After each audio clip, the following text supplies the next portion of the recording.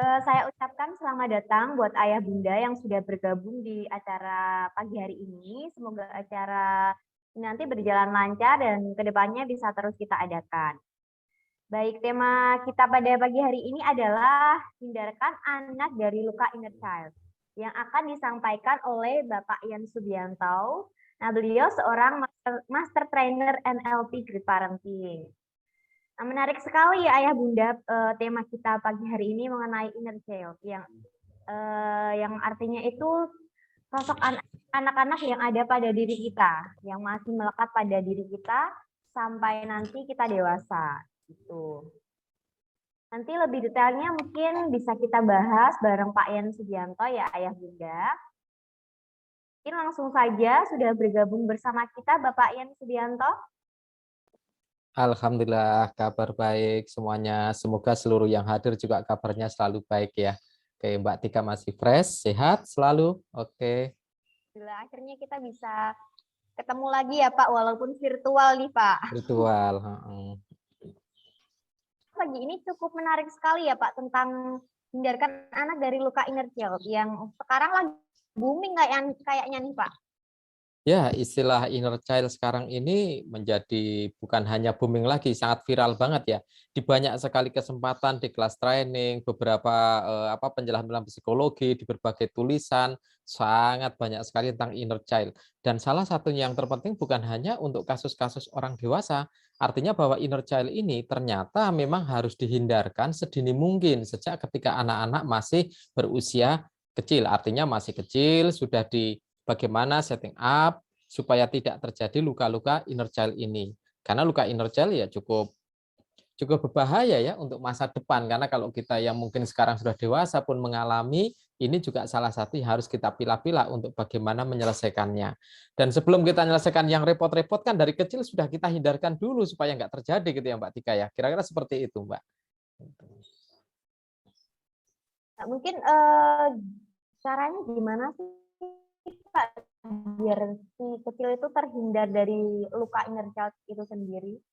Oke, yang pertama yang harus kita lakukan tentunya mengenali dulu apa yang namanya inner child, terus bagaimana dia ciri-cirinya ketika muncul dari sisi orang dewasa yang sudah remaja, sudah dewasa, ketika muncul yang seperti itu, baru kita akan telusur ternyata ada semacam kayak apa sih yang menjadi latar belakang dari inner child itu. Karena ketika latar belakang itu terjadi, sebenarnya kan itu kan hanya memori, memori yang tersimpan di dalam pikiran kita. Tetapi ketika memori itu terus berada, sedangkan ada memori negatif, apalagi yang namanya luka, nanti kita bahas lebih detail, ini yang benar-benar bisa membuat kehidupan di masa depan memang berbeda dengan sesuatu yang diimpikan atau tujuan. Ini salah satunya pada siang ini ya, kita diskusikan dengan tema itu, Mbak Tika.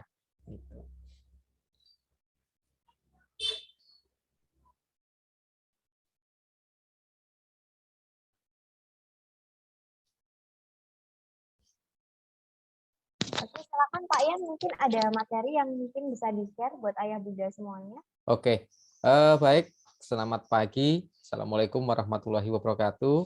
Ayah bunda, papa mama semuanya yang ada di rumah ya. Ini semua seorang yang hadir ini smart parent di weekend, hari Minggu masih menyempatkan untuk bisa bergabung dengan ini talk show-nya dari Babymat ya. Jadi Babymat Talk Show ini hadir kalau sekarang ini masih dalam rangka ulang tahun yang ke-11 ya Mbak Tika ya. Sejak 2010 kebetulan tadi pagi udah sempat chit-chat juga dengan siapa sih dibalik dari Babymat secara besar karena lagi menuju ke Boyolali ya beliau kalau nggak salah. Oke. Banyak hal sekali dan sekarang ini salah satunya dengan saya kaitannya dengan inner child. Bagaimana tentang inner child saya akan jelaskan sedikit demi sedikit menggunakan slide, semoga nanti bisa slide-nya bisa diikuti oleh Bapak Ibu sekalian dengan nyaman. Slide-nya sudah bisa tampak, sudah bisa terpampang di screen masing-masing ya, Bapak Ibu sekalian. Pak. Oke. Baik, Bapak Ibu sekalian, yang terpenting sekali kalau dari inner child itu memang kita mengenalinya lebih dini dan mengenali apa saja hal-hal yang bisa menyebabkan terjadinya inner child ini. Karena inner child ini kadang-kadang tidak disadari ketika dia muncul begitu saja atau dia terjadi dalam diri seseorang, oh ternyata ini salah satu hal yang memang sebenarnya terjadi pada masa-masa masih sangat kecil. Artinya terjadinya itu usia masih sangat dini. Oke, pada kesempatan ini saya juga akan cerita tentang inner child dari awal ya, bagaimana tentang sebuah program ketika seorang anak menyimpan memori. Nah, inner child ini kita akan bahas, kenapa kok kaitannya dengan memori? Ya, karena inner child ini adanya di dalam memori kita, masuknya di dalam memori otak kita. Kita sendiri memiliki sebuah perilaku didasarkan pada 3 faktor yang paling besar terjadinya perilaku kita. Yang pertama, ketika perilaku itu didasari oleh memori yang masuknya bersamaan dengan adanya DNA, RNA ya, berbentuk kromosom, berbentuk sifat-sifat sel-sel yang masuk di dalam keturunan dari ayah ibu kita, baik itu secara fisik ataupun secara psikologi. Yang artinya kita memiliki bahan dasar atau program dasar dari orang tua kita, dari sel sperma, sel indung telur yang sudah menjadi kita dari mulai zigot sampai dengan besar, sampai dengan terlahir, sampai dengan akhirnya menjadi seseorang seperti yang sekarang ini, terjadi proses perpindahan sebuah program. Artinya bahwa dari ketika masa itu terjadi kromosom-kromosom yang berisi DNA dan RNA yang sudah menjadi sebuah program ketika menjadi diri kita. Dan salah satunya program ini berada di dalam memori, yang artinya berada dalam memori kita ini. Oke. Yang kedua, ada yang namanya ruh atau ruhiyah ya, artinya masuknya ruh ke dalam diri kita yang ditiupkan oleh Tuhan, itu sebagai program yang masuk ke dalam diri kita dan secara otomatis menjadi memori. Dan yang ketiga adalah pengalaman-pengalaman, pembelajaran-pembelajaran yang ini menjadi faktor kuat pengisi memori kita. Jadi kalau nafs atau ruh dan DNA itu masuk pada saat awal, artinya pada saat kita masih berada di dalam kandungan. Di sesi-sesi akhir dalam kandungan, ada yang namanya learning, ada namanya experience atau pengalaman yang masuk. Artinya ketika dalam kandungan sudah bisa menyimpan berbagai memori dari sisi eksternal ke dalam diri kita. Dan itu salah satu hal yang ternyata membuat bahwa kita memiliki dasar-dasar di pola perilaku berbasiskan dari pikiran kita. Dan apa yang terjadi di sana? Kalau di dalam bahasa Indonesia kita sebagai inner child itu sebagai anak kecil yang berada dalam diri kita atau sosok anak-anak. Dan itu banyak sekali ya, artinya sosok anak-anak dalam diri kita itu banyak biasanya tereksplorasi dengan rasa kita pengen bercanda, bersenang-senang, bermain. Itu pun juga salah satu adalah sosok anak-anak dalam diri kita. Kadang memang itu muncul pada suatu ketika akan muncul, bahkan bisa membuat kita gembira. Dan inner child ini kalau kita sebut sebagai menetap atau bersembunyi ya di dalam diri kita, itu ada di memori kita. Artinya ketika kita dulu senang bermain pada saat kecil, kita bermain dengan teman, dengan tetangga, berbagai mainan seperti kelereng, ada mungkin kartu, ada pasar-pasaran, ada yang nanti bermain anak ular tangga, ada yang bermain mayong, ada bermain apa dakon dan lain-lain. Saat kegembiraan-kegembiraan itu muncul dan itu menjadi sebuah memori kuat, maka kebahagiaan atau kesenangan yang muncul itu juga akan sering menjadi sebuah letupan emosi untuk terjadi lagi. Aku pengen senang yang seperti itu, aku pengen gembira yang seperti itu. Tetapi di balik itu ternyata ada yang kaitannya dengan bentuk yang sebaliknya. Artinya apa? Ada luka-luka inner child yang itu merupakan sesuatu yang menjadi salah satu titik-titik hitam di dalam inner child kita dari banyak inner child yang ada. Ini bisa menjadi sebuah eksplorasi tindakan atau perilaku yang berbeda. Ada tiba-tiba ketika sering atau mudah sekali terjadi bad mood dengan hal tertentu. Ternyata hal tertentu itu karena didasari pada saat waktu dulu ketika kecil ada sebuah memori buruk yang sudah tertanam di dalam diri seseorang. Dan ini luar biasa sekali karena ini terkaitan dengan memori. Artinya apapun memori yang masuk dalam diri kita pada masa-masa kecil itu bisa menjadi sebuah dasar di dalam perilaku kita saat ini. Entah itu kegembiraan, kebahagiaan, rasa senang, rasa suka, ataupun sebaliknya. Rasa yang positif dan negatif semuanya bisa muncul dari letupan emosi-emosi, dari letupan memori-memori yang tersimpan pada masa lalu. Apa sih yang terjadi dengan perilaku? Saya cerita sedikit. Ini apabila kita ada sebuah inner child dalam diri kita, semua manusia pasti punya.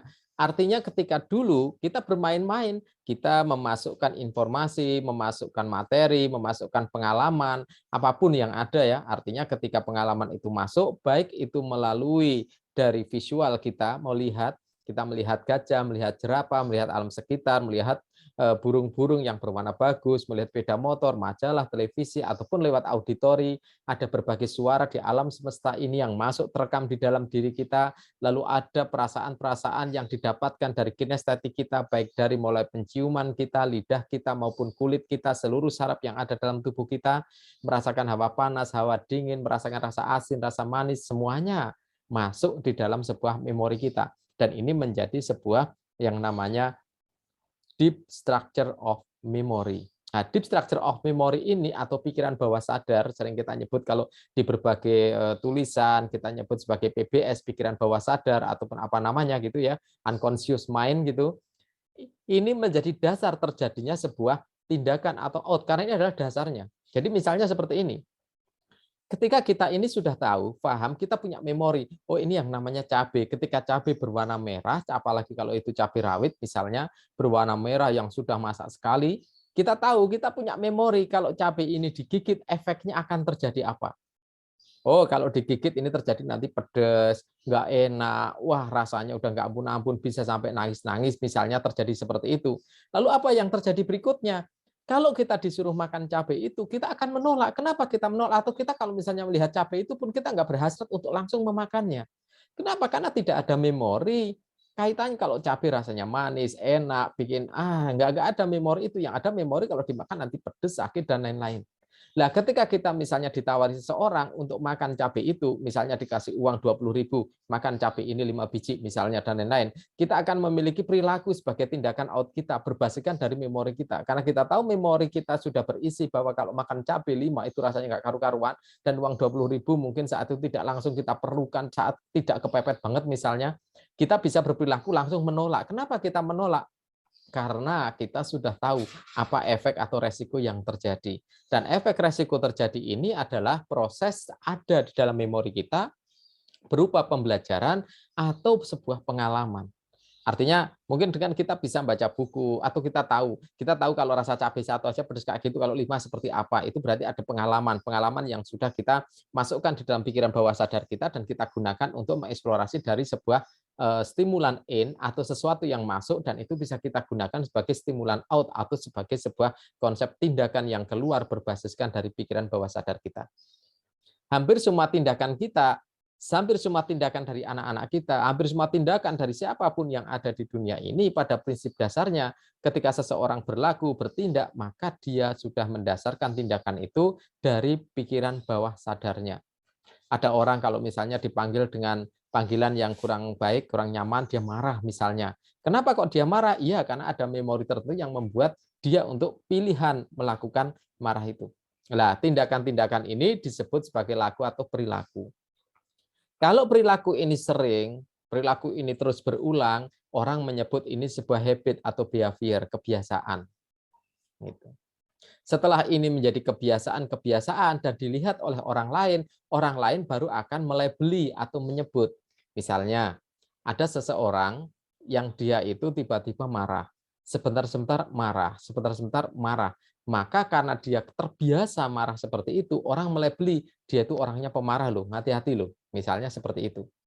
Ada lagi misalnya orang, wah dia baik banget, ada pengen langsung kasih, ada pengamen dia kasih, ada orang perlu sumbangan dikasih sedekah, wah dia setiap melihat kotak amal langsung ngasih, setiap ada orang yang perlu bantuan dia langsung membantu dan lain-lain. Ini sebenarnya perilaku yang diulang-ulang menjadi behavior, dia terbiasa memberikan atau berbagi kepada orang lain. Ketika behavior ini dilihat oleh orang lain akan melabeli, oh iya dia itu orangnya pemurah, oh dia itu orangnya sangat baik hati misalnya. Kenapa bisa menjadi sebuah label seperti ini? Karena ini adalah proses kebiasaan atau habit. Kita kembali kepada inner child. Ketika inner child ini ada di dalam deep structure memory kita, apapun yang terjadi, apalagi kalau ini adalah inner child yang terluka, maka di dalam proses tindakan atau perilaku akan terjadi sebuah stimulan out atau perilaku terhadap respon dari hal yang didapatkan. Misalnya ketika dia melihat sesuatu kok terasa langsung nggak nyaman, rasanya kesel misalnya, ngelihat warna merah kok rasanya kesel, jengkel gitu misalnya. Oh ternyata ada inner child yang luka pada waktu itu terkait dengan warna merah. Nah, salah satu halnya kenapa inner child ini yang luka bisa berbahaya bagi kesuksesan seseorang, Karena inner child yang luka ini pun juga tidak luput akan menjadi dasar tindakan seseorang ketika dia melakukan suatu tindakan nantinya. Dia cara belajar, dia melakukan proses kehidupan, aktivitas sehari-hari, bisa tidak lepas dari pikiran bawah sadarnya. Ketika tidak lepas dari pikiran bawah sadarnya, kalau dia memiliki inner child yang luka atau luka inner child, maka inner child ini tentunya akan menjadi sebuah tindakan atau perilaku. Nah, ini salah satu sebagai introduction-nya tentang inner child, karena nanti kita akan bicara lebih banyak ya tentang inner child itu seperti apa, dan inilah bentuknya. Jadi kalau ada orang misalnya dia bentuknya trauma pada waktu kecil, ya ini akan bisa menjadi sebuah luka inner child. Inner child ini ketika luka, ya nantinya tentunya akan membawa sebuah dampak, artinya dampak dari sebuah tindakan. Tindakan kita itu kan merupakan sebuah respon yang kita dapatkan. Misalnya, kita ada benda yang mau jatuh, kebetulan jatuhnya itu ke arah kepala kita dan kita melihat, pasti kita langsung berlindung. Ini ada respon.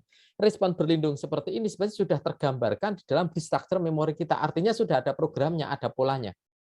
Ada debu, ketika ada debu, koknya banyak debu dari depan karena ini musim hujan, banyak angin, pas lagi habis panas, tiba-tiba anginnya kencang banget, debunya mengarah ke mata kita sudah langsung nutup seperti ini.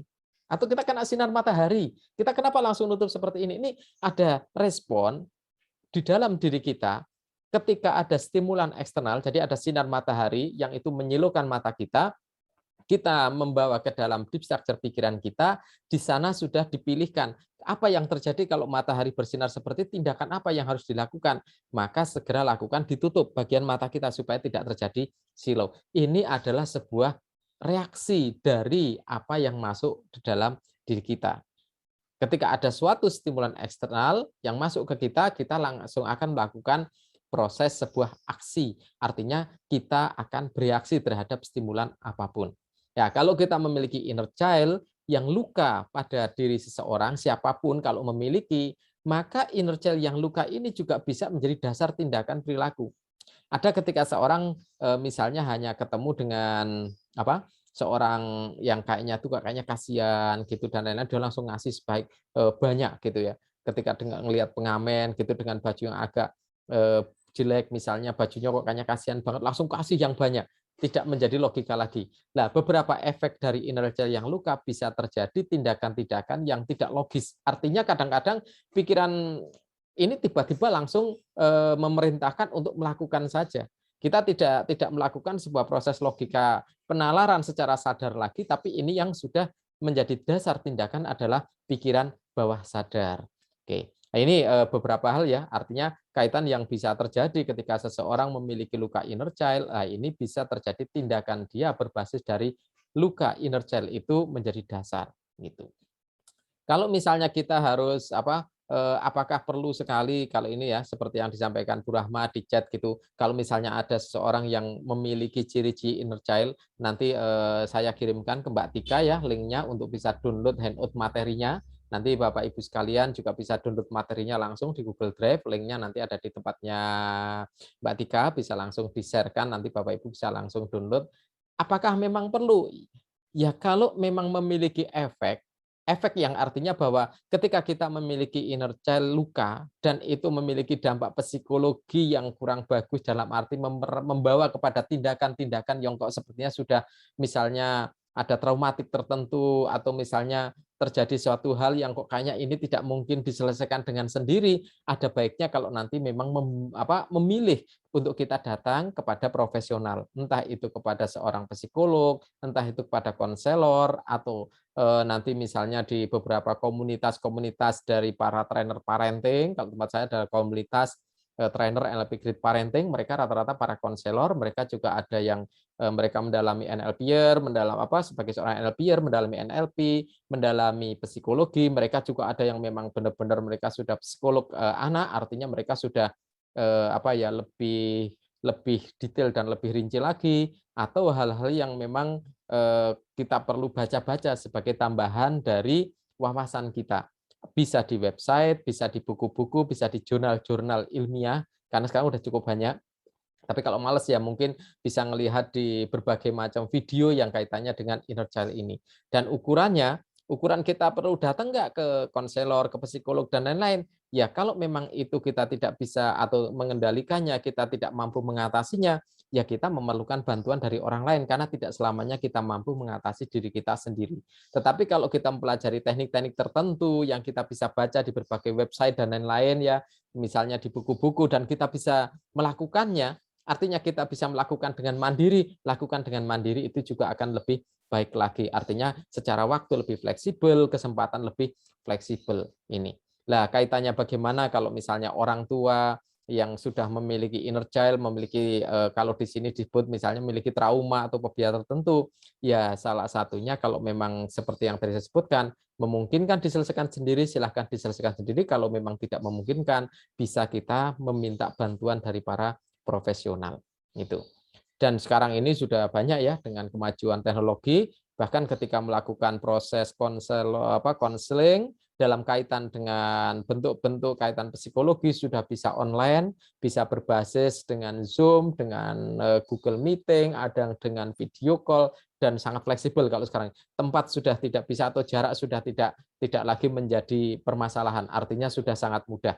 Asal tahu kontaknya siapa yang akan dituju, seorang psikolog, konselor, atau NLPer, atau siapapun, atau bahkan coach yang bisa membantu, bisa langsung kita minta bantuannya, gitu ya.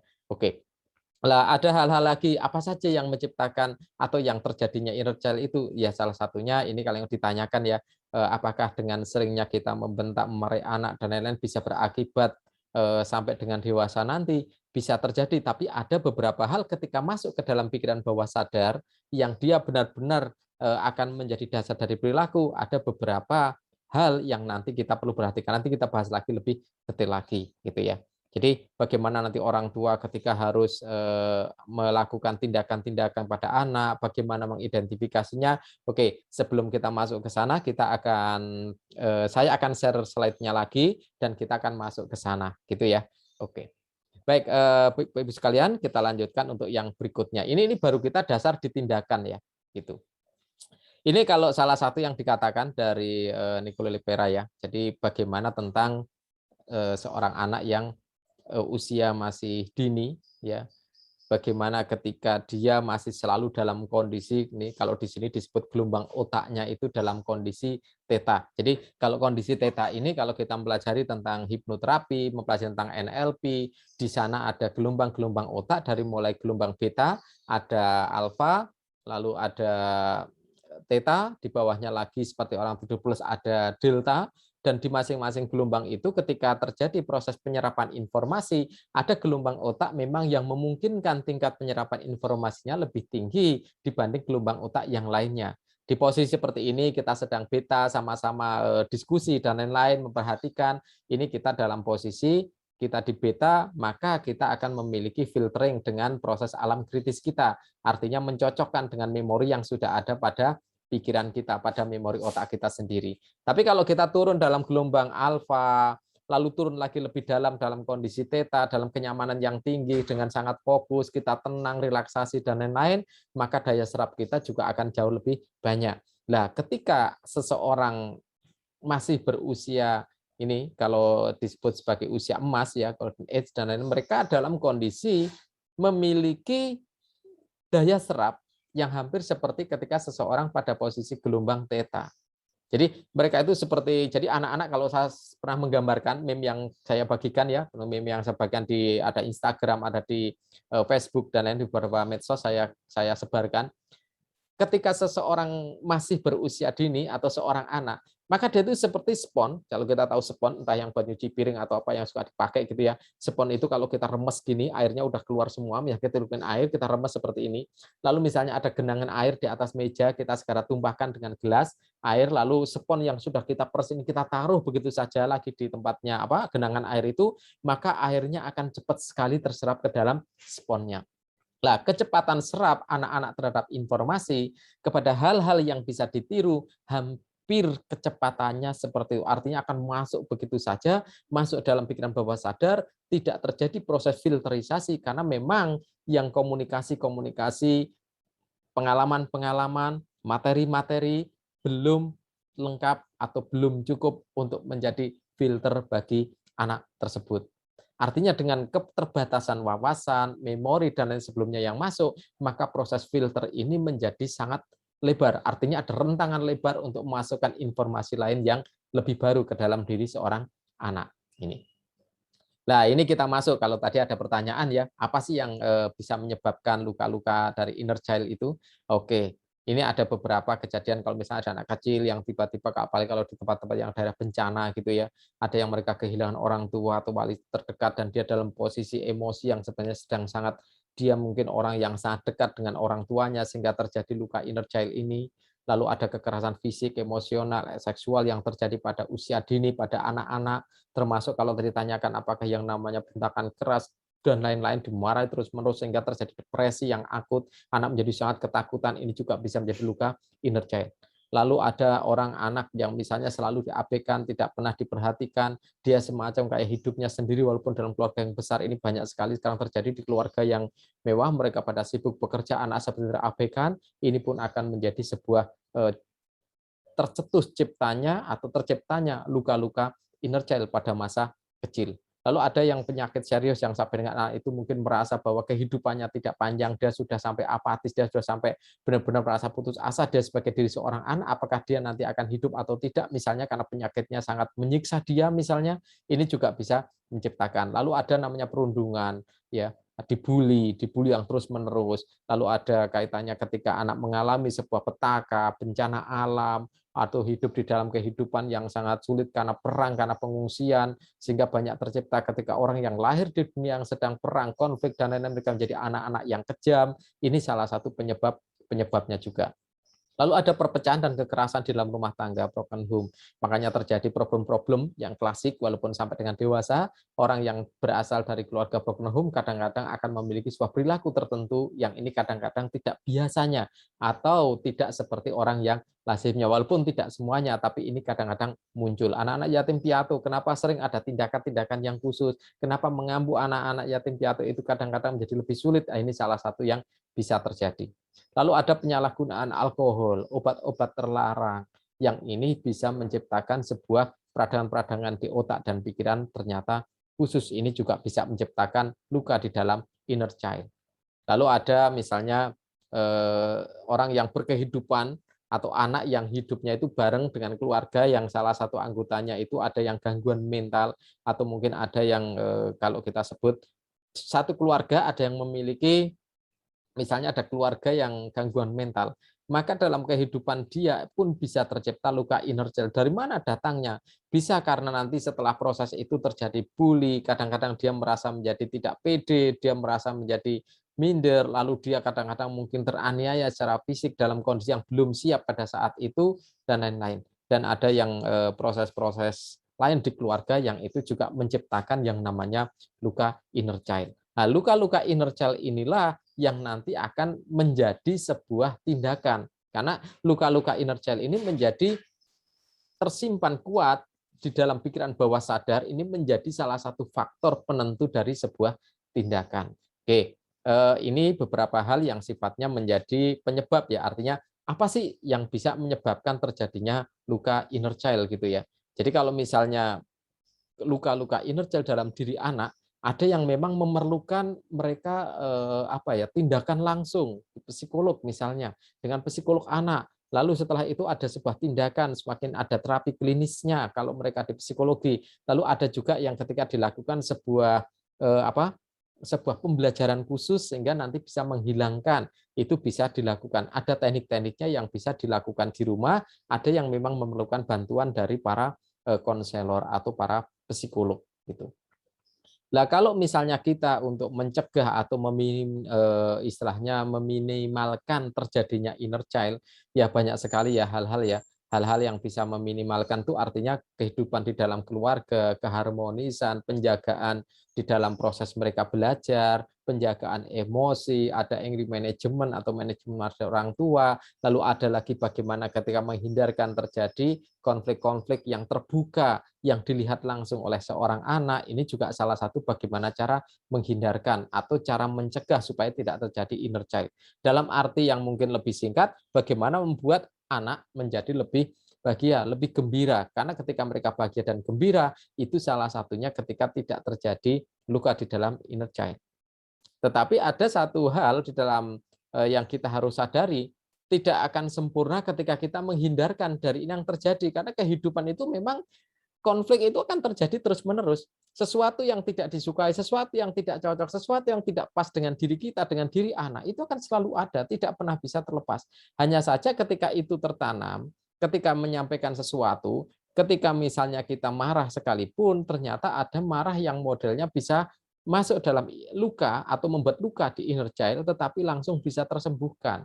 Jadi ada luka-luka yang bisa langsung tersembuhkan. Nah, jadi nanti ada beberapa hal ya sebelum kita tanya jawab secara lebih lanjut. Misalnya bagaimana ketika dengan anak kita misalnya melakukan dengan kalau dia anak yang masih usia kecil, karena kalau udah yang agak besar biasanya malu ya Pak Ibu ya. Jadi kalau yang mereka yang masih kecil gitu kadang kita melakukan sebuah pelukan sambil kita doakan di dalam batin, kita cium, ngantar anak sekolah, kita cium mereka, kita doakan sambil kita lihat ketika mereka datang ke sekolah. Dan ini tidak bisa dilakukan oleh semua orang tua, saya yakin sekali. Apalagi yang orang tuanya berkarir, ayahnya tidak semua ayah, tidak semua ibu bisa menjadikan seperti ini karena kadang pengantar harus sopir yang ngantar, kadang Gojek misalnya ya sarana transportasi online. Tapi ada cara lain ketika mau tidur kita bisa peluk, bisa cium, ketika tidur kita bisa datangi, lalu kita bisa doakan, kita elus, kita dengan penuh kasih sayang dan itu salah satu cara ketika memang inner child yang terjadi luka sekalipun pada hari itu, ketika di hari berikutnya atau pada malamnya atau pada waktu setelahnya melakukan yang seperti itu, luka ini pun bisa sebenarnya menjadi berkurang. Tidak sembuh total, paling tidak sudah berkurang. Sehingga ketika ini berkurang, tidak membawa efek ketika nanti sudah dalam kondisi dewasa. Gitu. Nah, kalau misalnya kita batasan sampai dengan inner child ini, apakah dalam kehidupan seseorang nanti berbahaya? Bisa berbahaya, bisa tidak. Bisa itu diabaikan, bisa hanya sebatas dikendalikan atau didiamkan begitu saja.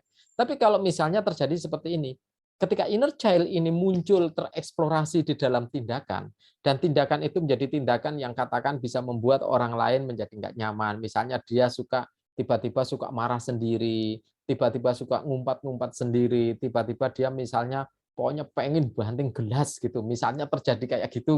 Nah ini kan bisa membahayakan, artinya ini harus kita manage dengan benar-benar. Tapi kalau misalnya itu hanya segera kadang-kadang bisa memunculkan bad mood tertentu dan setelah itu kita bisa langsung refresh lagi dan lain-lain dan kita bisa kendalikan bad mood-nya, ya whatever itu masih sangat no problem, artinya nggak terlalu ngefek ya kepada kita gitu. Artinya kita tidak perlu tindakan yang sangat khusus banget.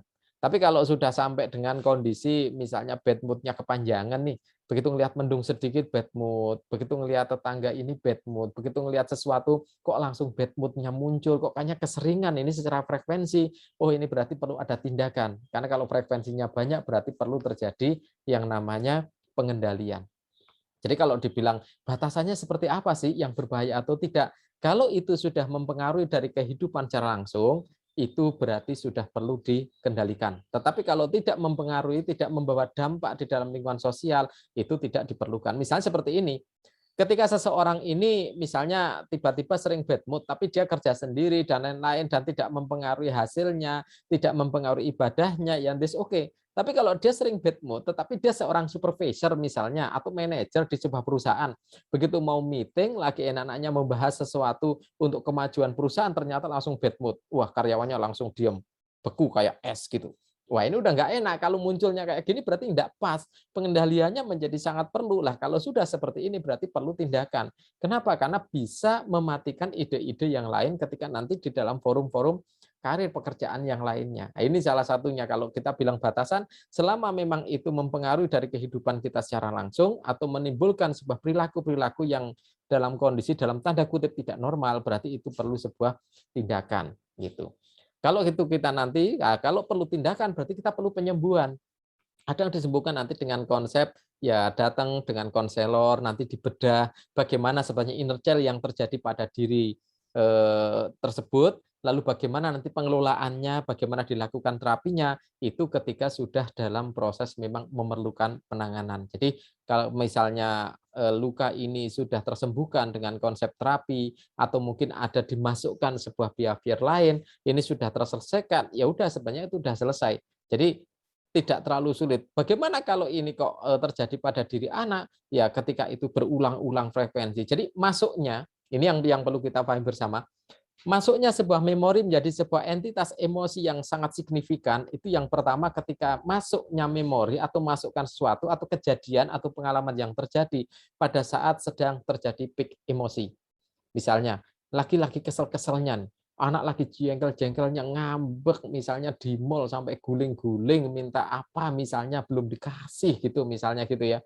Oke, dia sampai guling-guling, lalu dia dimarahi sampai misalnya, maaf-maaf karena saya banyak ngamati di mall pun ternyata masih ada yang di kehidupan modern yang sekarang ini dengan wawasan dan pengalaman keilmuan teknologi yang tinggi, masih ada yang mereka harus menangani anak dengan tangan, misal tiba-tiba dipukul, wah, begitu dipukul dia merasa dalam kondisi emosi yang tinggi, dia dipukul ada intensitas yang sangat besar, dia merasa dia luka inner child-nya. Luka kenapa? Karena dia punya perasaan luka ketika misalnya disakiti oleh orang tuanya atau kakaknya atau siapa. Nah, saat ini bisa tercipta menjadi sebuah luka inner child karena pada intensitas emosi yang tinggi.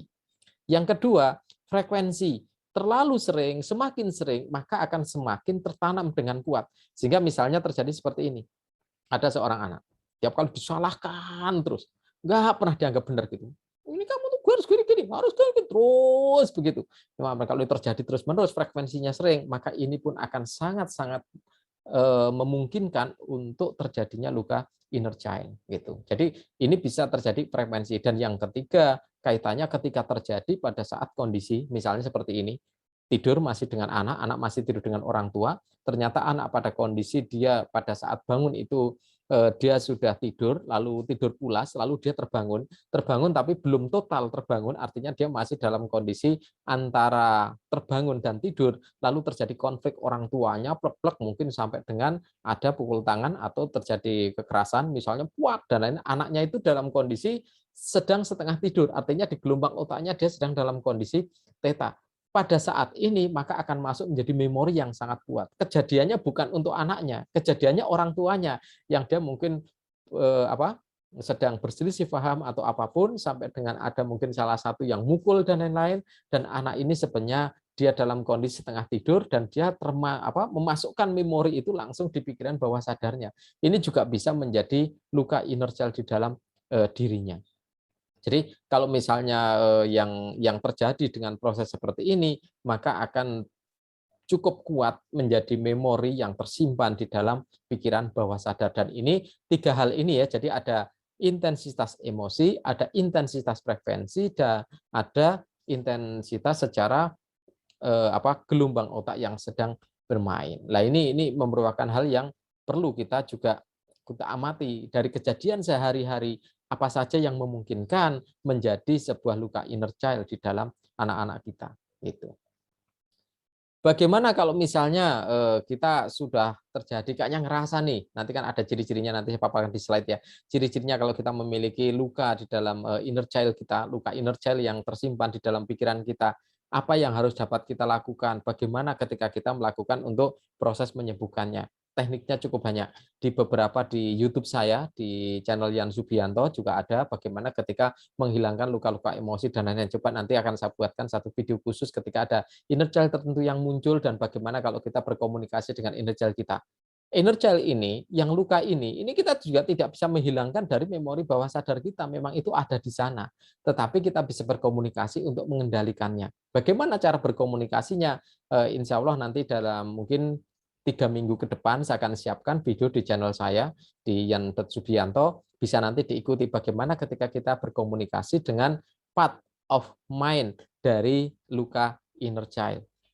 Kalau minggu-minggu ini kebetulan masih banyak sekali melayani dari beberapa pemerintah ya, di pemerintah kota, pemerintah kabupaten sampai provinsi, sehingga kayaknya belum sempat syuting-syutingan ini. Jadi dengan Mbak Tika aja ini terus ketemunya online ya Mbak Tika ya, karena belum memungkinkan untuk offline itu. Oke, terus kalau misalnya anak ketika dia umur berapa sih misalnya dia kok memiliki sebuah kemampuan menyimpan memori.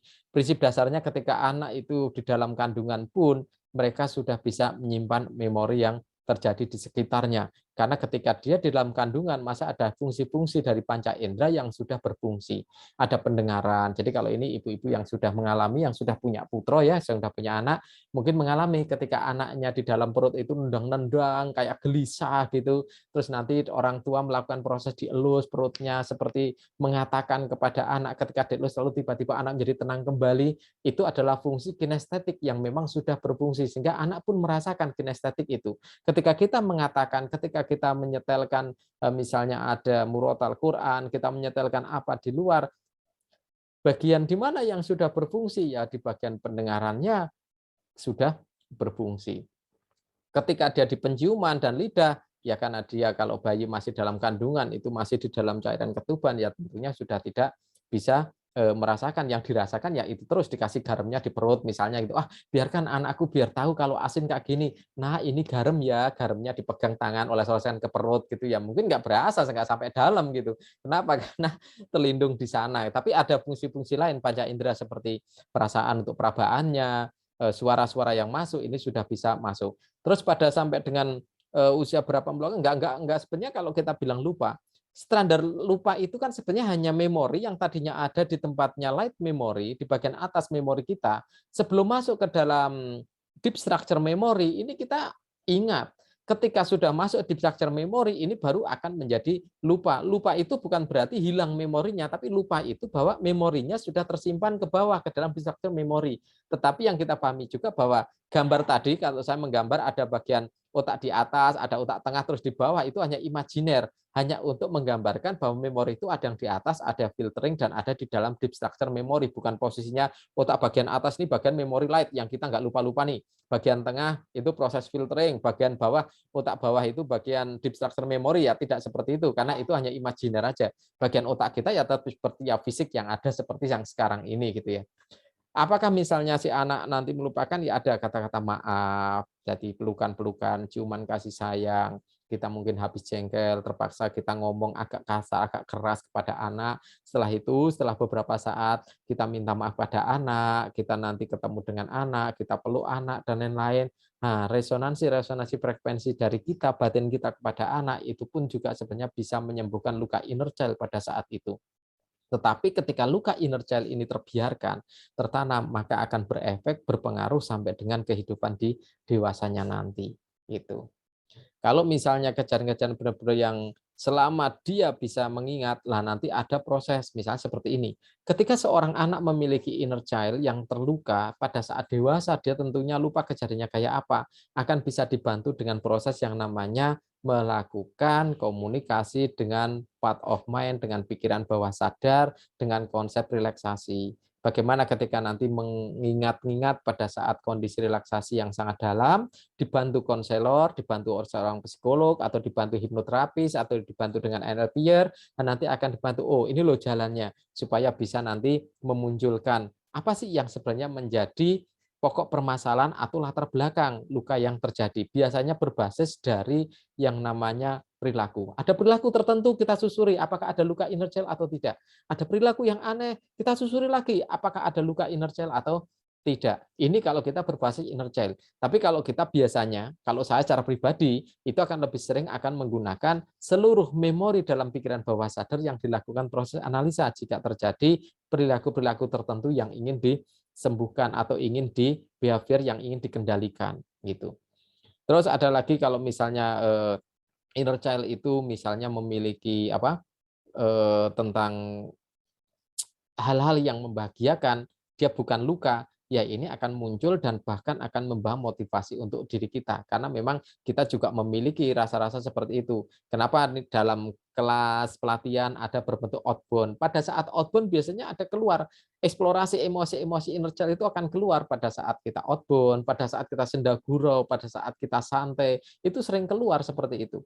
Nah, saat-saat yang seperti ini, kalau ini terjadi proses perimbangan, maka akan terjadi, oh ya, memunculkan kebahagiaan, memunculkan rasa suka di masa lalu, ternyata juga ada inner child yang waktu itu juga sangat bermanfaat besar untuk saat sekarang. Karena inner child ini kan part of mind yang ada di dalam pikiran bawah sadar kita. Nah, yang kita perlu sekali tahu bahwa di dalam memori kita, memori pikiran kita, itu ada yang namanya part-part yang banyaknya luar biasa. Kita bayangkan, dari masa kita dalam kandungan sampai sekarang ini, apapun yang kita lihat, yang kita dengar, yang kita rasakan, yang kita cium aromanya, ini masuk semuanya di dalam memori kita. Gitu. Ya bersyukur Tuhan menciptakan atau Allah menciptakan memori kita ini unlimited sampai dengan hari ini. Nggak ada di jidatnya terus nanti tulisan gitu ya. Begitu udah banyak sekali nanti ada sesuatu yang ketika ada tulisan misalnya di jidatnya not enough memory gitu ya, memori tidak cukup, kita belajar buku sebanyak apapun, ikut seminar sebanyak apapun, dengar musik sebanyak apapun, baca majalah, baca macam-macam, semuanya akan masuk ke dalam pikiran kita. Dan itu ketika masuk di memori, kita tidak pernah bisa mengukur seberapa besar memorinya sampai hari ini. Saya yakin Bapak Ibu sekalian yang gabung pada siang ini pun juga sama. Ternyata memoriku banyak sekali gitu ya. Kalau diukur, wah luar biasa sekali gitu. Terus bagaimana kalau kita menggunakan pola pelukan, ciuman, doa, bermain-main dengan anak dengan suasana yang nyaman, yang tentram dan lain-lain ketika ini terus sering dilakukan, maka akan terjadi proses sebenarnya bukan menghilangkan luka inner child, tetapi akan bisa menutup. Karena apa? Salah satu tindakan atau faktor perilaku dari seseorang ya, ketika seseorang itu misalnya memiliki perilaku tertentu, maka akan mengambil dasar tindakannya dari memori yang tentunya paling banyak. Jadi kalau seseorang dimasukkan dengan memori-memori yang positif, itu lebih banyak, maka ketika dia mengambil respon terhadap stimulan tertentu yang masuk ke dalam dirinya, dia akan mengambil mana yang paling mudah diambil. Jadi kalau kita ilustrasikan, misalnya seperti ini, kita punya kelereng warna hitam, kita masukkan ke toples. Lalu kita punya kelereng juga warna putih, kita masukkan ke toples juga. Perbandingannya kita buat, kelereng yang warna putih itu ada 200. Lalu kelereng yang warna hitam misalnya hanya 10 biji. Di toples itu berarti ada 210 kelereng, 200 putih dan 10 hitam. Lalu ketika diacak untuk diambil tanpa kita melihat, maka memiliki kemungkinan kelereng putih akan diambil 200 per 10 perbandingannya. Artinya kelereng yang warna putih bisa punya kemungkinan 100 kali lipat untuk bisa diambil gitu. Bukan 100 kali lipat, 200 bagi 10 itu sudah 20 ya, 1 banding 20. Jadi ada 20 kali kesempatan untuk, jadi satu kelereng hitam punya perbandingan dengan 20 kelereng putih. Kalau misalnya kita masukkan hal positifnya 200, hal negatifnya masuk tanpa sengaja 10 atau 20 misalnya, toh yang masih akan lebih banyak punya kemungkinan untuk diambil yang positif. Sehingga ketika kita positif dan negatif, salah satunya dengan proses yang tadi saya sebutkan, dengan pelukan, ciuman, minta maaf, bercengkrama, bercanda, dan lain-lain, memasukkan kemungkinan positif yang lebih banyak yang akan muncul. Gitu. Lalu kalau misalnya apakah termasuk ya, kalau misalnya anak yang sering guling-guling di mall minta sesuatu harus sampai teriak-teriak gitu, apakah itu termasuk dengan inner child yang sudah terluka? Ya belum tentu juga. Bisa jadi karena memang dia hanya karena ingin saja. Kalau dia misalnya bentar-bentar rewel, bentar-bentar nangis, lalu dengan orang tua pun sehingga sudah menjadi kayak terjauhkan, misalnya disayang sama orang tua tapi rasa sebenarnya yang berbeda kan ketika orang tua memberikan rasa sayang kepada anak, caranya yang bisa berbeda-beda. Artinya caranya bisa jadi dilihat oleh orang lain itu bukan bentuk rasa sayang, dilihat oleh anak bukan bentuk rasa sayang, tapi sebenarnya orang tuanya menumpahkan rasa sayang. Ketika ini nggak match, ini pun juga bisa menjadi sebuah problem, bisa menjadi sebuah apa ya, artinya, oh ya ternyata berbeda nih antara yang dimaksud dengan orang tua dengan yang terjadi pada diri anak-anak gitu. Karena cara pandangnya kan berbeda antara kita dengan anak-anak itu bisa berbeda. Bahkan misalnya ya ini nih yang sering terjadi nih. Kita sudah memprogramkan konsep parenting dengan model A. Lalu setelah itu kita berkunjung ke rumah orang tua, ke neneknya anak misalnya. Ketika kita berkunjung ke rumah orang tua, ternyata orang tua akan melakukan hal yang berbeda kepada cucunya, kepada anak kita. Dan ini ternyata masuk sebuah konsep B. Nah, konsep A dan B ini sering dibandingkan sama anak. Wah, kalau di tempatnya nenek enak loh. mau minta somai langsung dibeliin, minta bakso langsung dibeliin, dan di rumah kayaknya papa mama pelit bener gitu. Model ini akan langsung dibandingkan oleh anak, dan ini bisa menjadi sebuah perbedaan yang ekstrim kala perlakuan di tempatnya rumah ya, di rumah kita dengan perlakuan di tempatnya nenek misalnya berbeda, ini bisa menjadi perbedaan ekstrim, dan ini akan menjadi kadang-kadang anak akan bandingkan dan akan menyampaikan dengan apa ya, bandingkan kepada orang tua. "Oh, kemarin di tempatnya nenek beli ini boleh walau berwarna, kenapa di rumah nggak boleh sih Bun?" Misalnya. Anak bisa seperti itu bandingkannya. Nah, ini konsep-konsep yang bisa terjadi. Proses cara pandang yang berbeda ini atau terjadinya konsep yang sangat berbeda juga bisa menimbulkan keresahan, yang kalau frekuensinya ini sangat tinggi, maka akan bisa terjadi inner child yang terjadi luka di dalam diri anak-anak. Oke, yang berikutnya lagi. Jadi kalau misalnya kita sudah mengenal deep structure memory yang tadi kita bahas, artinya memori kita ada mulai memory, ada konsep filtering, ada deep structure memory, maka inner child setiap anak bisa terjadi perbedaan karena uniknya anak-anak. Artinya anak satu dengan anak lainnya itu juga bisa berbeda. Dan yang lebih penting lagi yang kita harus pahami, inner child di dalam diri anak dengan tindakan A itu bisa tidak membuat luka, tapi di anak lain membuat luka. Kenapa? Mereka memiliki program di dalam psikologinya itu berbeda-beda karena tempaan hidup berbeda, latar belakang berbeda, keluarga berbeda, sehingga di masing-masing keluarga akan memiliki apa sih ukuran sampai seberapa sih yang bisa menciptakan luka inner child. Ini sangat berbeda sekali.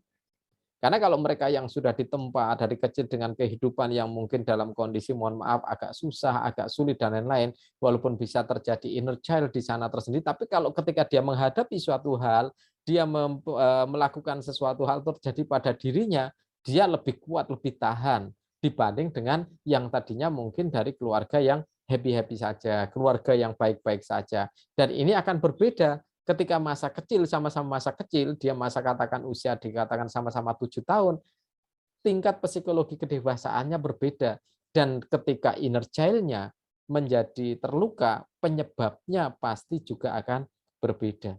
Yang di sini punya psikologi yang sudah mapan, sudah tough, sudah kuat, tahan banting, yang di sini masih dalam kondisi mohon maaf masih cengeng. Jadi ketika terjadi sesuatu sedikit ini sudah terjadi luka inner child, kalau yang ini bisa tahan. Nah, ini bisa juga terjadi seperti itu karena ada kaitan memori-memori yang bisa terjadi ketika masa dewasa dengan masa kecil ternyata bisa berbanding. Jadi ini kalau disetimbangkan, apa sih sebenarnya perilaku-perilaku pada saat dewasa?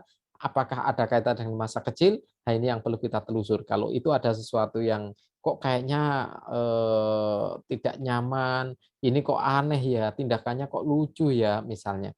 Nah, kita telusur lebih lanjut, oh ternyata ada pengalaman pada masa kecil yang itu ternyata membuat luka, dan ketika dia muncul sebagai eksplorasi psikologi berbentuk sebuah emosi tertentu menghadirkan sebuah tindakan atau perilaku yang berbeda. Jadi memang inner child pada saat kita masih kecil terjadi, ketika dewasa ini akan terus berhubungan lagi.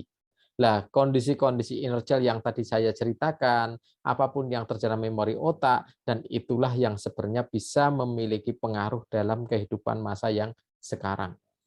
Bagaimana pengaruhnya? Ya munculnya tidak selalu pasti karena itu, tetapi banyak hal yang bisa muncul. Ini salah satu hal yang saya ingin ceritakan ya, bagaimana tentang ciri-ciri kalau kita memiliki luka inner child. Ini ada beberapa poin. Jadi ada yang misalnya kita selalu merasa kalau diri kita itu yang salah, selalu merasa bersalah, selalu apa ya istilahnya kayak inferior terus gitu ya. Terus kalau misalnya ada yang menjadi orang yang sangat baik sekali, pokoknya dengan orang model kayak apa, pengennya membuat dia senang. Pokoknya ini ternyata dulu latar belakang dengan kehidupan yang begitu sulit, ditempaan dengan begitu prihatin, sehingga dia pengennya membahagiakan terus, bahagiakan terus, berbagi terus misalnya. Lalu ada misalnya kalau melihat orang lain, kalau misalnya tidak terjadi masalah, kok kayaknya ada yang kurang gitu ya. Misalnya dia terus buat masalah, dia senang kalau terjadi konflik gitu. Kalau terjadi seperti ini, ternyata ini juga salah satu penyimpangan dari sebuah perilaku yang bisa diakibatkan oleh luka inner child pada masa lalu atau pada masa kecil. Lalu susah sekali untuk move on dari suatu kejadian atau move on dari seseorang misalnya. Dari seseorang itu bisa terjadi seperti ini. Untuk akrab aja dengan orang sangat susah banget. Untuk bisa komunikasi dengan orang baru sangat susah banget pokoknya. Ini juga bisa terjadi karena luka inner child. Seringkali merasa cemas jika dihadapkan dengan hal yang baru. Jadi kemampuan adaptasinya menjadi kayaknya seperti hampir mendekati tidak ada. Kalau dia menghadapi hal yang baru, dia merasa kayaknya sudah panik, sudah cemas, sudah sangat khawatir. Terus ada rasa bersalah jika memberikan batasan atas diri kepada orang lain. Jadi rasa bersalah itu misalnya seperti ini. Kalau misalnya ada sesuatu terjadi pada orang lain pernah komunikasi dengan kita, kok aku nggak ngingetin dulu ya, kenapa aku nggak ngomongin ya, padahal kalau dulu aku ngingetin kan sebenarnya dia tidak terjadi hal ini. Misalnya sudah sampai dengan sangat-sangat kalau ada terjadi siapapun ketika itu menjadi temannya, selalu merasa yang bersalah, selalu merasa yang paling bersalah. Ini juga sesuatu yang perlu kita perhatikan. Selalu berusaha untuk menjadi yang terdepan. Jadi pengen jadi juara terus, pengen yang terbaik terus dan lain-lain, itu juga bisa dilatar belakangi oleh luka dari inner child. Apakah itu bagus? Bagus secara motivasi, bagus secara semangat, tetapi akan bisa berdampak kepada psikologi berikutnya kalau tidak tercapai dengan apa yang ingin dicapai. Misalnya dia pengen jadi juara, pengen menjadi yang terbaik, pengen menjadi juara kelas terus, pengen menjadi ini, tapi tidak terjadi. Juga ketika orang tua itu ternyata pengen anaknya juara terus, anaknya menjadi yang terdepan terus, anaknya berhasil terus, dan lain-lain. Ini juga bisa jadi orang tuanya memiliki luka inner child. Sehingga dia menjadi orang yang sangat, pokoknya pengen sesuatu yang sangat sempurna, sesuatu yang benar-benar perfeksionis. Dia kalau butuh sesuatu harus dalam kondisi yang sangat benar-benar prima misalnya. Ini juga bisa mengakibatkan hal yang lain berdampak, dan ini bisa disebabkan dari luka inner child. Lalu yang berikutnya ada sering kesulitan memulai dan menyelesaikan tugas, ada yang menunda-nunda terus, kalau mengawali nggak ketemu ide, mau nulis saja susah banget. Nah ini misal kalau ada tugas bikin puisi di kelas gitu kadang-kadang bengong lama. Nanti kalau sudah dikasih contoh baru bisa jalan. Ternyata dia seorang yang harus perlu dibantu terus. Ternyata pada kehidupan kecilnya dulu kalau ada sesuatu harus dibantu misalnya. Selalu mengkritik diri sendiri, merasa kalau dirinya di sini ada yang kurang, rasa syukurnya menjadi hilang karena dia selalu merasa ada kekurangan dalam dirinya. Ini juga menjadi salah satu tanda-tanda yang perlu kita cermati. Sering merasa malu saat harus menunjukkan perasaan. Ada mau bahagia tapi kita nggak mau berseri-seri. Ada perasaan tertentu tapi kita nggak menunjukkannya. Malu dengan bentuk tubuh sendiri. Tadi hampir berkaitan dengan kalau dia merasa ada yang kurang dengan tubuhnya, dengan dan lain-lain. Sering menaruh curiga. Jadi sering menaruh curiga pada orang lain, selalu negatif thinking, selalu kita berpikiran buruk terlebih dahulu, kita selalu waspadanya sangat-sangat tingkat tinggi, bukan berarti nggak boleh waspada, nggak boleh hati-hati, tetapi kalau sudah super waspada, ini juga akan merepotkan di dalam kehidupan kita sendiri. Berusaha menghindari konflik bagaimanapun caranya, jadi tidak mau terjadi konflik. Orang yang senang banget konflik itu juga bisa disebabkan karena luka inner child. Orang yang tidak pernah mau konflik juga bisa disebabkan oleh dari luka inner child. Sehingga kalau ada konflik dia udahlah pokoknya tidak pernah terselesaikan masalahnya. Kenapa? Karena tidak ingin terjadi konflik, tidak ingin menyampaikan sesuatu yang berbeda, tidak ingin menyebutkan ide yang berbeda gitu. Lalu ada takut ditinggalkan, takut diabaikan, dia takut sekali dibully, takut berbagai macam rasa dan lain-lain yang muncul ketika dia ketakutan, ketika harus berusaha dengan orang lain. Ini juga salah satu hal yang bisa menyebabkan kehidupan tidak nyaman, dan ini menjadi ciri-ciri, menjadi tanda, oh sebenarnya ini ternyata juga akibat dari luka inner child gitu. Kalau misalnya usia-usia yang mengalami inner child, merasakan ya dari tanda-tanda yang tadi sudah merasa, loh ini sekarang usianya udah 20 tahun, 25 tahun, sudah 30 tahun, kok kayaknya ada ya tanda-tanda seperti itu gitu misalnya.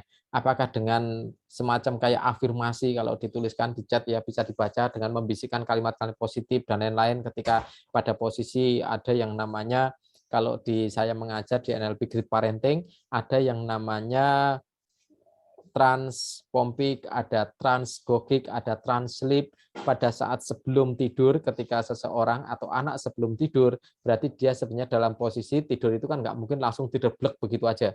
Ada selalu yang namanya kronologis, artinya tidur itu akan mengalami yang namanya proses. Kalau ditanya semalam tidurnya jam berapa, kita tidak tahu tidurnya jam berapa, tetapi kita berangkat tidurnya kita tahu.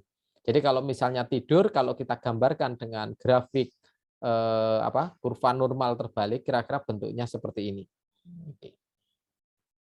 Ini kalau saya menggambarkan dia dari posisi di paling atas, lalu ada klaster gelombang yang kedua, ada klaster gelombang yang ketiga, sampai klaster gelombang yang keempat. Yang di sini itu, wah ini sangat apa ya istilahnya, kalau misalnya ini sangat nggak ampun, nggak beraturan. Ini disebut dengan posisi yang namanya beta, kondisi yang gelombangnya tidak beraturan. Lalu kalau misalnya kita mau berangkat tidur dari gelombang kita masih ingat semuanya, ketika kita sudah tidur agak nyaman, pakai bantal, kasur nyaman, AC dinyalakan, dan lain-lain, kita sudah memasuki gelombang yang kedua. Ini sudah mulai agak landai, gelombangnya sudah mulai bagus. Ini adalah ketika kita di posisi alfa. Di gelombang ini kita sudah merasa nyaman. Merasa nyaman, lebih nyaman lagi, kita sudah mulai yang tadi pagi ditagih dengan ditagih sama debt collector, ditagih utang, sudah nggak ingat lagi gitu ya. Tidur sudah sangat nyaman sekali, gelombangnya sudah menjadi semakin halus seperti ini berada kita di gelombang yang namanya theta. Oke.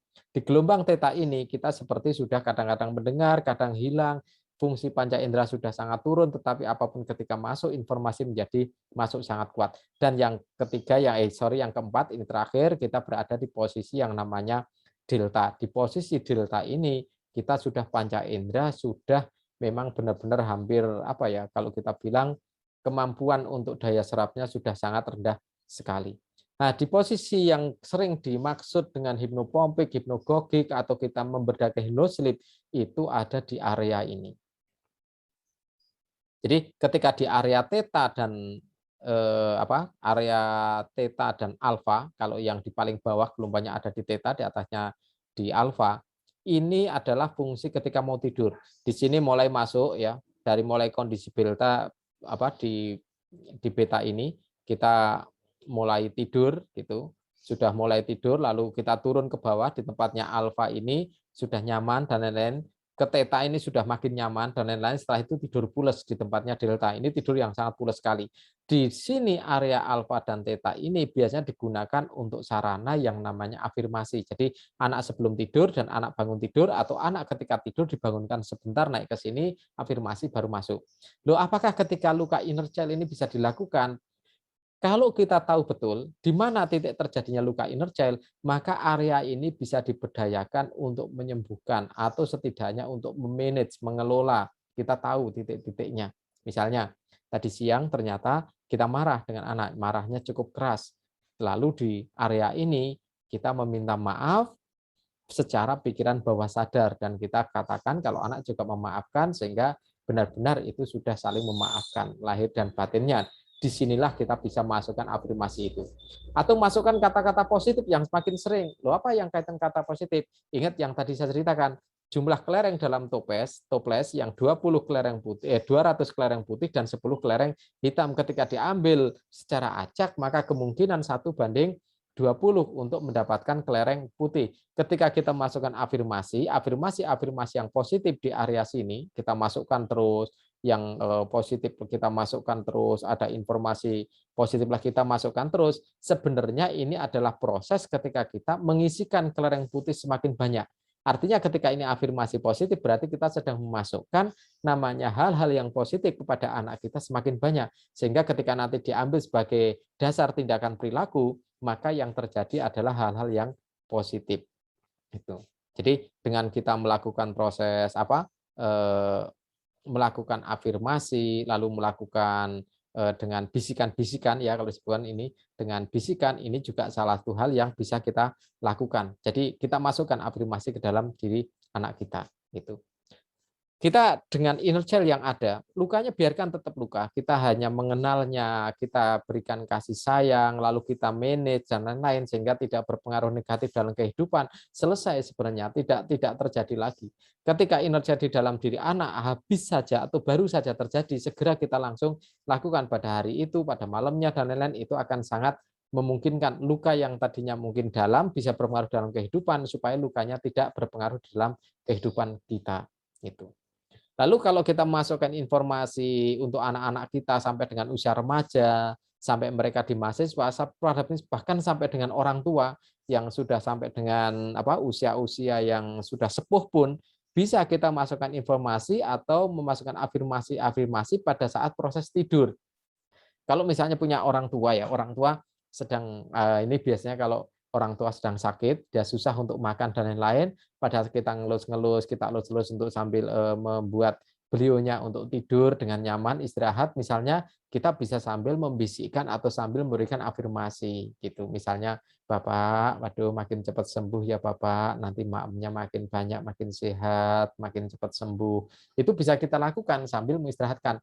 Artinya tidak ada batasan usia ketika kita melakukan proses afirmasi atau memasukkan hal-hal positif, baik dengan cara dibisikin dan dengan cara bicara lebih keras, atau bahkan hanya dengan tanda-tanda, ini juga bisa kita lakukan. Gitu. Oke. Itu beberapa hal yang kaitan dengan inner child termasuk penyebabnya. Nah, ini yang perlu kita lakukan. Yang pertama, ya kita mengenal. Jadi kalau setelah kita mengenal tanda-tanda, apa sih tanda-tanda yang memungkinkan atau yang kayaknya kok ada sih ya luka inner child di dalam diri kita, ya kita harus masuk ke dalam pikiran kita mulai mendengarkan apa yang sebenarnya terjadi pada batin kita, gejolak bagaimana, apakah memang di dalam pikiran kita tuh ada di sana. Lalu setelah itu kita harus menyadari, memahami, kita bisa maklum, oh ya, pada waktu kecil, misalnya kejadian diri kita sendiri, itu akan lebih mudah. Kok kenapa ya ada keinginan perilaku seperti ini? Oh ternyata ada masa kecil, ternyata pengalaman yang bisa kita ingat seperti ini. Kita mulai menyadari, mengenal. Oh ya ternyata saya dulu waktu kecil itu punya pengalaman gini loh, kata Bude, kayak Pak D, kata Pak Le, kata Ibu, kata Bapak, kata Kakak, misalnya ada pengalaman kayak gini dulu waktu kecil.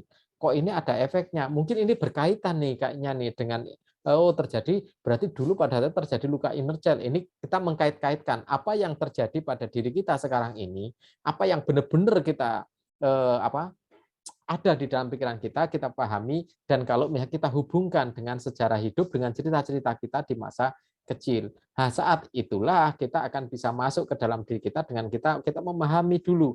Lalu kita say, oh iya, memang ada perilaku yang seperti ini, tetapi perilaku seperti ini kita akan kendalikan, kita sayangi untuk kita kendalikan, kita sayangi untuk kita manage, kita sayangi untuk kita bisa lakukan eksplorasi dari emosi tadi pada posisi yang berbeda. Nah, ini yang ada di bagaimana ketika luka inner child ini sudah masuk di dalam diri kita.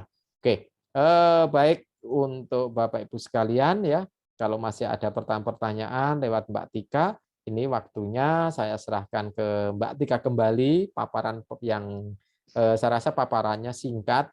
Semoga ini bisa nanti menambahkan dengan wawasan lain ya, entah dengan membaca, entah dengan searching di YouTube, entah dengan mendengarkan audio yang lain-lain yang kaitannya dengan inner child. Dan ini banyak sekali. Kalau sekarang kita ketik di Google kata-kata inner child, wah yang muncul luar biasa. Dari yang berbahasa Indonesia, berbahasa Spanyol, Inggris, Arab ada. Saya berani jamin inner child sekarang lagi apa ya, hot in, benar-benar lagi hot. Kalau saya sih nyebutnya sebenarnya itu kan hanya menjelaskan tentang part of dari mind kita, artinya menjelaskan dari memori kita. Memang ada dikhususkan karena pada saat di luka masa kecil ini banyak ditemukan terjadi hal kaitannya dengan dewasa, ini menjadi sesuatu yang berbeda, sehingga ini benar-benar menjadi wow, sesuatu yang inner child itu benar-benar wow banget sekarang ini ketika kita ceritakan. Oke. Itu Mbak Tika, kita mungkin lanjutkan dengan sharing dan tanya jawab dengan Bapak Ibu sekalian. Kalau yang di chat beberapa sudah langsung kita gabungkan dengan beberapa yang saya paparkan ya. Silakan kalau ada lagi lewat Mbak Tika, waktu saya kembalikan ke Mbak Tika dulu. Oke, silakan Mbak Tika. Terima kasih Pak Yan, penjelasannya sangat jelas sekali, dan ketika kita tadi kenal child di mana nanti case-nya ya Pak ya tadi ya. Oke, tadi sama Pak Yan yang lewat chat ada ayah bunda yang ditanyakan lagi bisa raise.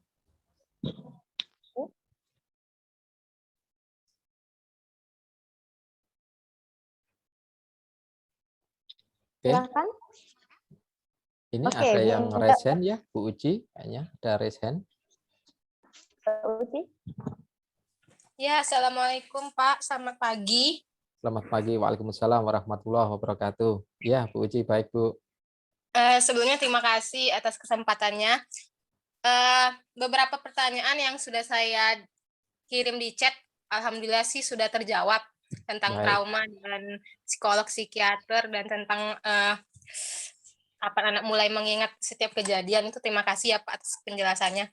Nah, Baik, Bu Uci. yang jadi pertanyaan saya yang sekarang adalah, misalkan kita itu punya anak yang introvert, terus kita kan tidak tahu misalkan sering terjadi bullying, kasus-kasus Ya, ya. kejadian yang sering terjadi pada anak-anak kan bullying, dan kalau Iya, anak introvert iya. itu kan sering kali dia tidak mau cerita sama orang tua.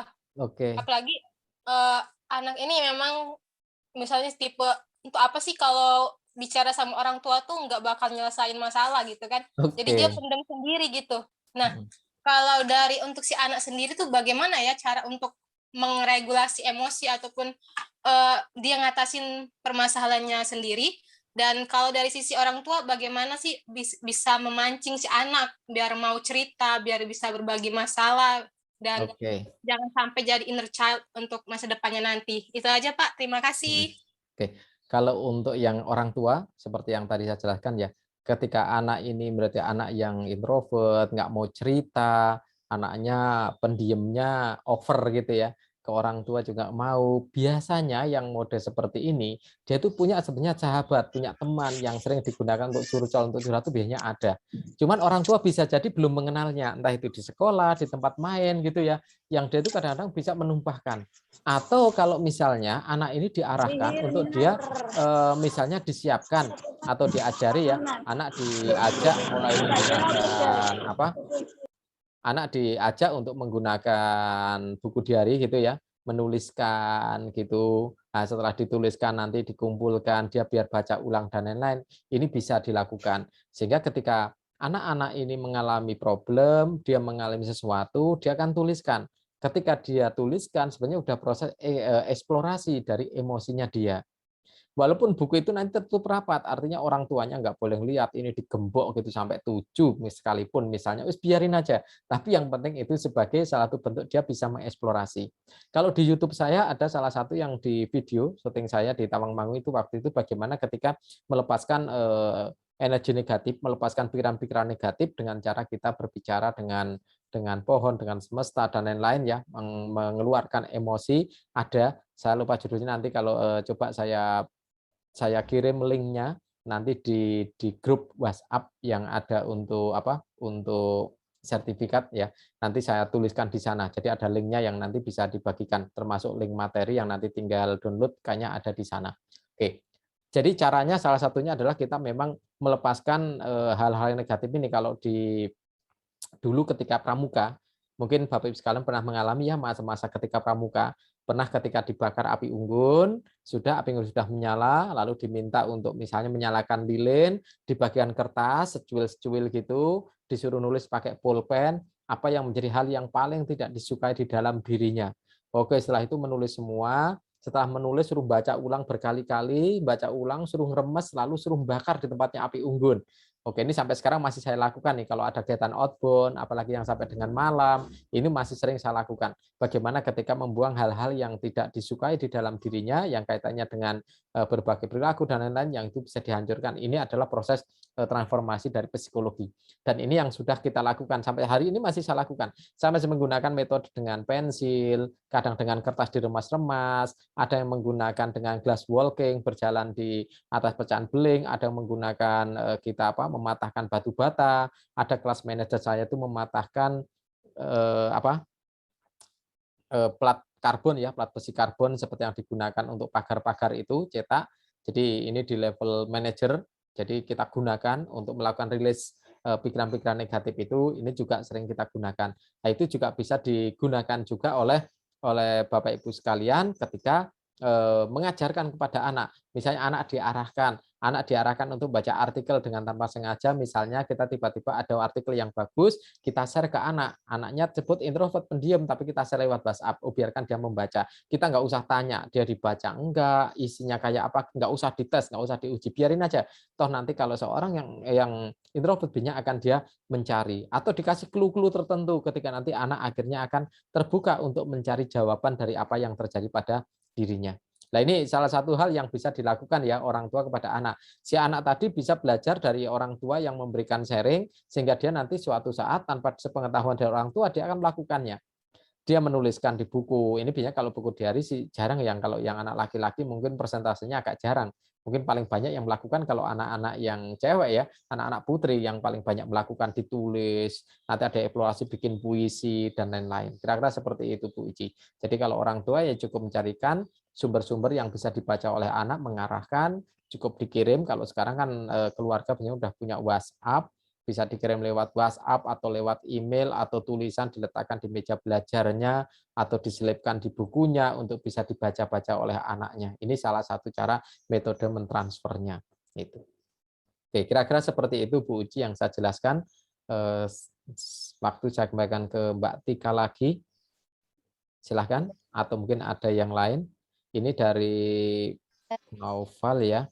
Izin bertanya, cara yang mudah mengenali ciri-ciri anak yang terkena inner child. Oke, kalau masih anak-anak banget nih, ini kadang-kadang memang susah sekali untuk diketahui karena pola komunikasinya kita belum tahu, efek perilakunya pada saat dewasa nanti kayak apa kita juga belum tahu, tetapi yang kita bisa amati, yang paling kita bisa lihat sebagai tanda-tanda atau kita untuk sebagai apa ya, alarm warning, artinya merupakan sesuatu yang harus kita cegah ya terjadinya penyebab-penyebab yang inner child, yang penyebab luka yang tadi saya sebutkan. Gitu. Apakah proses komunikasi yang kurang baik dalam proses menyampaikan, apakah salah satu dampak dari inner child? Bisa sebagai bentuk dampak, bisa juga sebagai bentuk penyebab. Artinya ketika komunikasi itu menjadi komunikasi yang tidak enak terus kepada anak-anak, di anak bisa terjadi luka inner child. Kalau misalnya itu terjadi pada dewasa, orang kalau ngomong kok ketus terus, orang kalau ngomong seperti ini terus, bisa jadi ini karena yang kaitannya dengan, oh ternyata ada luka inner child yang membuat dia berperilaku sedemikian. Jadi ada perilaku-perilaku tertentu yang memang berefek atau berdampak dari inner child. Kalau secara umum, saya sering menyebutkan tidak membagi apakah itu inner child atau tidak, tapi pengalaman memori masa lalu apapun yang berdampak pada perilaku ketika kita di masa yang sekarang, berarti itu perlu sebuah tindakan. Kalau saya secara umum, secara general seperti itu. Oke, silakan kalau ada lagi dari Bapak Ibu sekalian, silakan. Ini Bu Resiana Dwi ya, raise hand, silakan Ibu.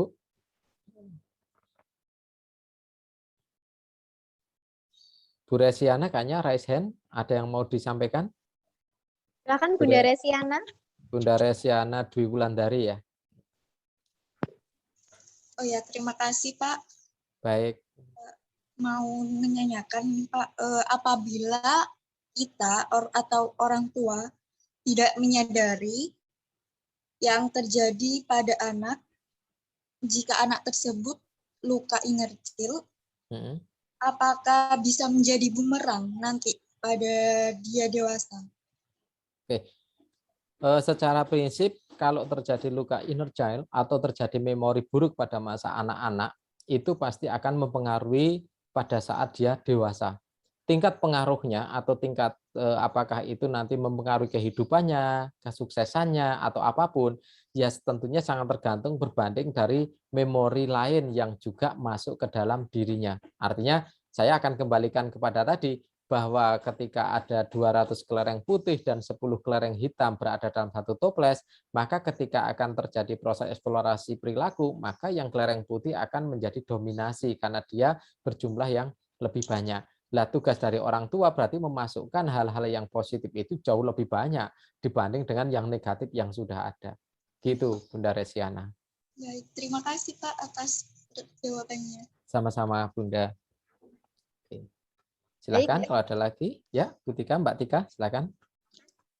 Sebentar lagi mumpung masih bersama Pak Ian.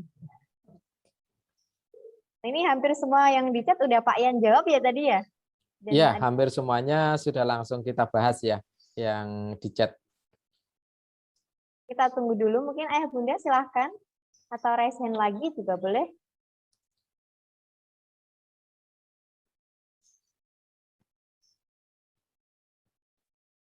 Oke, sepertinya udah pada jelas semua nih Pak Yani. Sudah jelas semua ya. Oke. Tadi juga hampir semua ada yang sama dan sudah dijelaskan sama Pak Yani juga. Banyak pertanyaan yang memang hampir sama ya. Untuk materinya, untuk materi handout dari apa yang tadi saya paparkan, bisa di-download. Ini sudah saya tempatkan di WhatsApp group yang untuk apa? Untuk pendataan sertifikat ya, sertifikat e-sertifikat, bisa masuk di grup sana. Kalau misalnya mau langsung download, nanti bisa ke tempatnya Mbak Tika. Di Mbak Tika juga insya Allah akan dilayani Japri juga ya Mbak Tika ya. Ini Mbak Tika tuh melayani luar biasa di Babymat nih soalnya nih, Babymatnya luar biasa soalnya gitu. Oke. Mungkin sudah tidak ada lagi pertanyaan ya Pak ya ini ya. Sudah pada Oke, semoga menjadi manfaat ya, menjadi materi yang barokah, manfaat untuk kita semua, bukan hanya untuk saya secara pribadi, tapi juga untuk Bapak Ibu sekalian yang hadir pada siang ini. baik. Terima kasih ya Pak Yan atas ilmunya yang sudah disampaikan kepada kita semua, Ayah Bunda semua. Semoga bermanfaat dan berkah. Dan terima kasih. Terima kasih. Ini banyak master yang hadir ini. Saya ada kedatangan Pak Cerah Iskardono, ada Master Iim segala nih, luar biasa ini. Saya belum nyimak satu persatu. Mbak Yan, terima kasih. Aduh, banyak yang ini guru-guru saya Mbak Tika yang pada hadir itu Mbak Tika. Ya Pak ya sudah Zoom kita ini. Baik Mbak Tika. Oke Mbak Tika, waktunya saya kembalikan ke Mbak Tika. Kepada Bapak Ibu sekalian, saya mohon maaf kalau ada kekurangan dalam penyampaiannya. Semoga menjadi kemanfaatan, barokah untuk kita semuanya. Waktu saya kembali ke Mbak Tika. Silahkan, terima kasih Mbak Tika. Terima kasih Pak yang atas waktunya. Dan harapannya kita semoga bisa ketemu lagi di acara yang lainnya yang lebih seru lagi tentunya ya Pak Yan ya. Oke. Ketemu terus pokoknya. Ketemu terus pokoknya acara online maupun offline. Baiklah Ayah Bunda, untuk selanjutnya kita mau umumin pemenang giveaway di siang hari ini. Jadi Tika tadi udah ambil 2 orang yang beruntung. Nah, yang beruntung di acara pagi ini adalah Bunda Uci Rahmawati dan juga Bunda Resiana Dwi. Untuk selanjutnya nanti bisa konfirmasi ke nomor admin kita ya Bunda. Dan saya ucapkan terima kasih kepada Ayah Bunda semua yang udah gabung dari tadi pagi, dari jam 10 sampai acara selesai. Terima kasih banyak sekali sudah stay, sudah setia sama kita. Dan kita udah di penghujung acara ya Ayah Bunda. Terima kasih. Kami ucapkan dari pihak Babymat, bila ada salah kata dari Tika dan segenap tim Babymat, kami mohon maaf sebesar-besarnya. Terima kasih. Wassalamualaikum warahmatullahi wabarakatuh. Waalaikumsalam warahmatullahi wabarakatuh. Selamat datang di Babymat. Babymat berdiri pada tahun 2010. Memiliki 4 cabang di Karanganyar, Jaten, Tasikmadu, dan Boyolali. Dengan servis yang ramah, kami siap melayani kebutuhan perlengkapan baby, balita, anak, dan perlengkapan bunda. Mulai dari susu, MPASI, baju, serta aksesoris dan mainan anak, dijamin barang original, barang terupdate, dan banyak promo. Babymat berada di pusat kota, memiliki fasilitas seperti parkir yang luas, fasilitas playground, kelas dan yoga ibu hamil, ruang laktasi, serta yang terbaru, kita memiliki fasilitas ambulans gratis. Selain kami menyediakan produk-produk berkualitas, kami juga berkomitmen memberikan value dan kebermanfaatan untuk ibu dan anak di seluruh Indonesia. Dengan cara mengadakan event-event seperti lomba, kelas edukasi, dan webinar. Sharing learning happiness.